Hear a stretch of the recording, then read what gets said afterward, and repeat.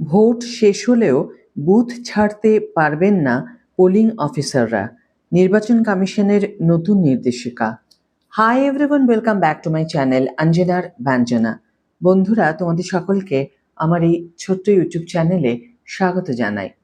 Vote গ্রহণ প্রক্রিয়া আরও সুষ্ঠুভাবে পরিচালনার লক্ষ্যে পশ্চিমবঙ্গের মুখ্য নির্বাচনী আধিকারিক নতুন কিছু নির্দেশিকা জারি করেছেন। এখন থেকে ভোট গ্রহণ পর্ব শেষ হওয়ার পর ইভিএম সিল করা কিংবা এজেন্টদের হাতে ফর্ম 17C তুলে দেওয়ার মতো কাজগুলো শেষ হলেও পোলিং পার্টি বা বুথ লেভেল অফিসারদের সরাসরি বুথ ছাড়ার অনুমতি আর থাকছে না। বুথ থেকে বের হওয়ার ক্ষেত্রে এবার বেশ কিছু কড়া বিধিনিষেধ আরোপ করা হয়েছে। ভোট গ্রহণ শেষ হওয়ার পর থেকে সেক্টর অফিসার এবং ক্যামেরা টেকনিশিয়ান বুথে না পৌঁছানো পর্যন্ত পোলিং কর্মীদের বুথের ভেতরেই অপেক্ষা করতে হবে। এখন প্রশ্ন হলো, নতুন নিয়ম অনুযায়ী প্রক্রিয়াটি ঠিক কিভাবে কাজ করবে? 1. সেক্টর অফিসারের উপস্থিতি ছাড়া ক্যামেরা টেকনিশিয়ান বুথের কোনো ক্যামেরা খুলতে পারবে না। 2. ক্যামেরা টেকনিশিয়ান নিজে কোনোভাবে ক্যামেরার মাইক্রো SD কার্ড খুলতে পারবেন না। তাকে পুরো ক্যামেরাটি সেক্টর অফিসারের হাতে তুলে দিতে হবে। 3. একমাত্র সেক্টর অফিসারই কার্ডটি রিমুভ করবেন, আর সেই প্রক্রিয়ার পরেই পরবর্তী পদক্ষেপ নেওয়া সম্ভব। 4.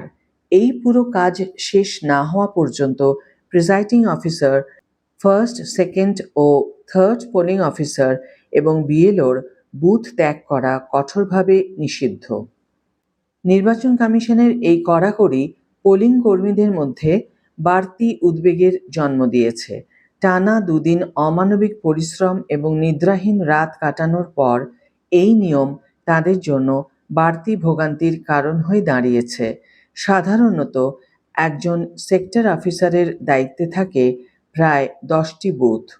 ভোট শেষে তিনি প্রতিটি বুথে ঘুরে ঘুরে কাজ করবেন বলে শেষের দিকের বুথগুলোতে পৌঁছতে অনেকটা সময় নষ্ট হয়।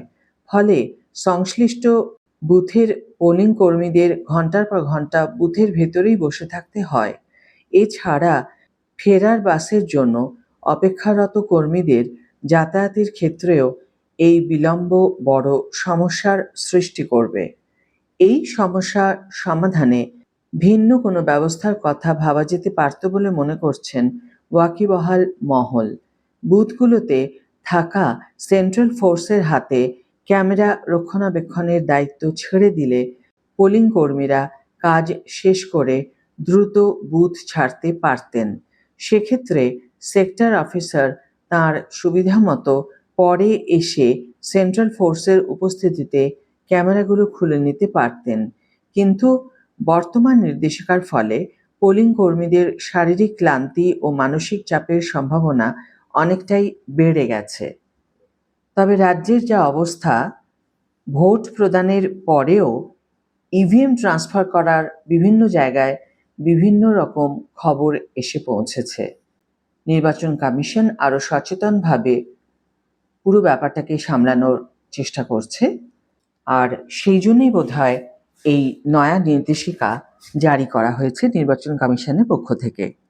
রাজ্যের শান্তি সুরক্ষা রক্ষার জন্য এটুকু কষ্ট, এটুকু চাপ সহ্য বোধহয় হয়ে যাবে।